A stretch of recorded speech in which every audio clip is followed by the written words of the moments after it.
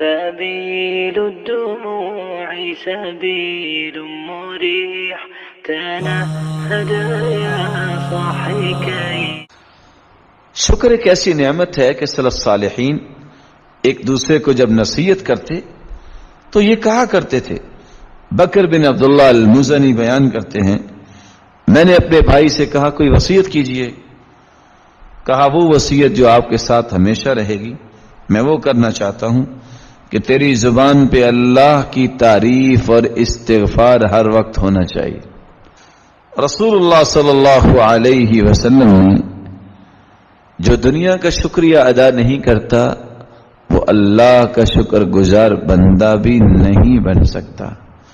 رسول اللہ صلی اللہ علیہ وسلم نے فرمایا کہ اللہ رب العزت جب اس نے عیسیٰ علیہ السلام کو خالق و مالک نے فرمایا تھا کہ میں تیرے بعد ایک ایسی امت کو بھیجنا چاہتا ہوں کہ جب ان کو کوئی مصیبت آئے گی تو وہ پھر بھی اللہ کی تعریف کریں گے اور شکر کریں گے، اور اگر انہیں کوئی دکھ پہنچا تو وہ اجر کا اور ثواب کا پہلو اپنے ذہن میں بٹھائیں گے کہ ہمیں اس کا اجر ملے گا، اور صبر کریں گے.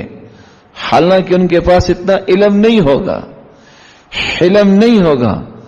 کہا اللہ اے میرے مالک علم بھی نہیں، پھر ان کے اندر شکر گزاری کیسے آئے گی؟ تو اس وقت فرمایا اعطیہم حلمی وعلمی، جن لوگوں کے اندر شکر گزاری کا پہلو آ جاتا ہے اس کو علم و معرفت سے میں خود نواز دیا کرتا ہوں. اس لیے قرآن مجید میں اللہ رب العزت نے فرمایا وَسَنَجْزِي الشَّاكِرِينَ وَسَيَجْزِي اللَّهُ الشَّاكِرِينَ. اللہ تعالیٰ فرماتے ہیں میں شکر گزار کرنے والوں کو اچھی جزا دینے والا ہوں، اور اللہ کا یہ وعدہ ہے کہ ان کے لیے اچھے انعامات ہی ہیں. رسول اللہ صلی اللہ علیہ وسلم نے بھی بلکہ وصیت فرمائی صحابی کو. فرمایا میرے صحابی مجھے آپ سے بہت محبت ہے، میں تمہیں تحفہ دینا چاہتا ہوں اور تجھے وصیت کرنا چاہتا ہوں. اوصیک یا معاذ، اے معاذ میں تجھے وصیت کرتا ہوں لا تدعن دبر كل صلاة تقول، کبھی بھی نماز کے بعد یہ دعا پڑھنا نہ بھولیے گا اللہم اعنی علی ذکرک وشکرک وحسن عبادتک.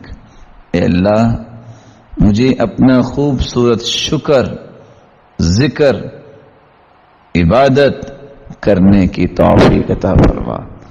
رسول اللہ صلی اللہ علیہ وسلم نے سچ فرمایا کہ جس شخص کے اندر شکر گزاری کا پہلو پیدا ہو جاتا ہے اللہ رب العزت کا وہ پسندیدہ بن جاتا ہے. رسول اللہ صلی اللہ علیہ وسلم نے جس طرح تربیت فرمائی صحابہ کرام کی، صحابہ کرام نے تابعین کی، تابعین تبع الاتباع کی.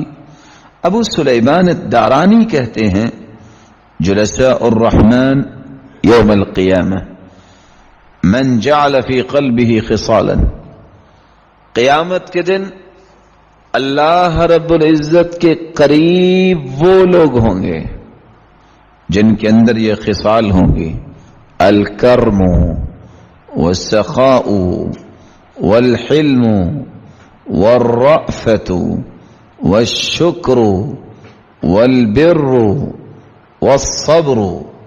پہلی خصلت جب انسان کریم بن جائے.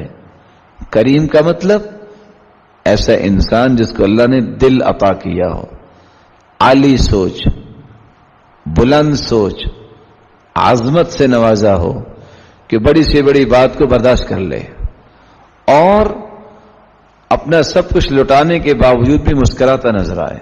والسخاء اور سخاوت، والحلم بردباری، والرأفہ نرمی، والشکر شکر گزاری، والبر اور نیکی، والصبر اور صبر کرنا. اللہ کے دین کی دعوت اور لوگوں تک پہنچانے کے لیے اس ویڈیو کو ضرور لائک، شیئر، کمنٹ اور سبسکرائب کریں۔